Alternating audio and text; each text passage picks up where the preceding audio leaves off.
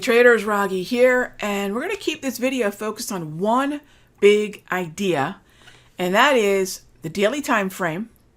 And I've talked a lot about day trading in the past few videos. I thought, you know what, let's talk about the daily time frame because we are getting closer and closer to the fall trading season.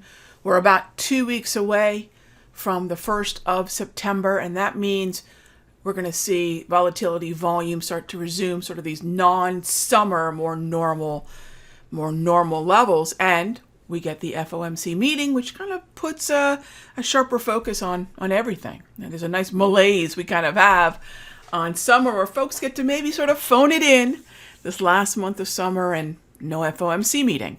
We did get minutes though. The minutes have not crushed the daily time frame of the broader averages. Dow, S&P, NASDAQ. It has not crushed these at all. Why? Because it seemed that the minutes reveal that the conversations happening within the halls of justice, within the Federal Reserve. Yes, I'm a 70s kid, super friends. It appears that the conversation is mostly when are we going to start to slow the rate hikes? And this actually falls in line perfectly with a peak and plateau of December being the last rate hike. There's some look, but very minimal, and certainly not the majority in terms of Fed Fund futures expectation, but a very minimal expectation for February. But it looks like it's a December peak, 3.5 to 3.75% Fed target rate probability, and then plateau. That means, gang, buy the dip is back. We've talked about this since July 7. So this is nothing new. We're a good 5+ weeks into this conversation.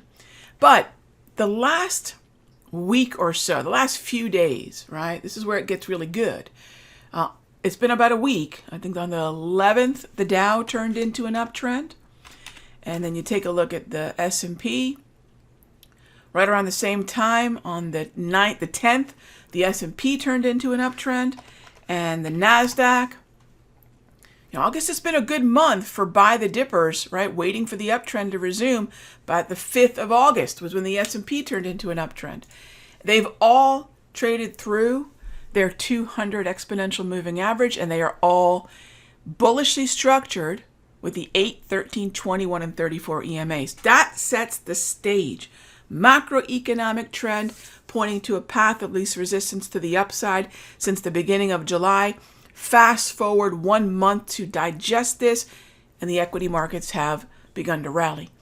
It is a little suspect, but most of it's timing, right? It's just when we know what we know.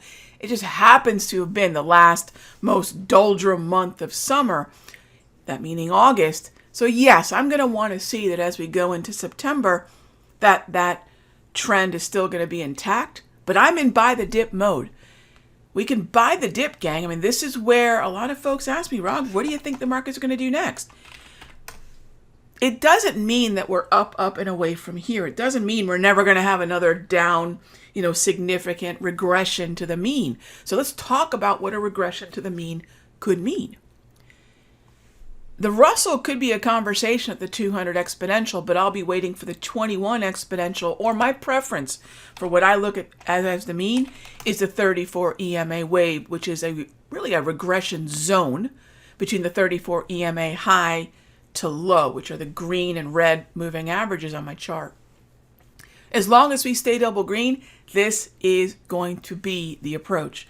So yes, gang, buy the dip is back. Macroeconomically, path of least resistance to the upside, because even though we're still hiking, we know where it ends, right? It's not whether or not they're going to continue hiking. It's the certainty that the market wanted to know is, when are you going to be done? When are you going to start talking about tapping the brakes? We've got both of those very now in the minutes and very visibly in the Fed Fund futures in place. And we can already see the equity markets have been front-running this. Guess who else has been sort of front-running this reality? Bonds. Yeah, bonds aren't up, but they're not heading significantly lower. The downtrend broke in July. This means bonds are ready to start moving higher, reflecting the expected lower yields, right, that we'll start to see as we take a look at the September contract, right, as we go out into the December contract as we go out into next year. So the expectation, I'm not saying bonds are just up and away from here either, but bonds are not moving lower, reflecting the higher yield just because the Federal Reserve is continuing to hike rates. Bonds have already discounted that. They're definitely in a holding pattern. There's no doubt about it. And if we can get above the 200 here and go double green as the equity indices have, that would be awesome. But that's the direction I'm looking at this market, gang. So buy the dip is back. This is what I'm doing next. Regression to the 34 EMA mean zone.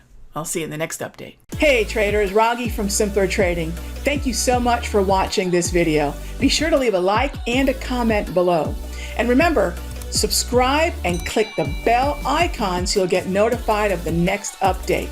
And when you're ready to join me for live trading, be sure to head on over to simplertrading.com. I'll see you in the next update.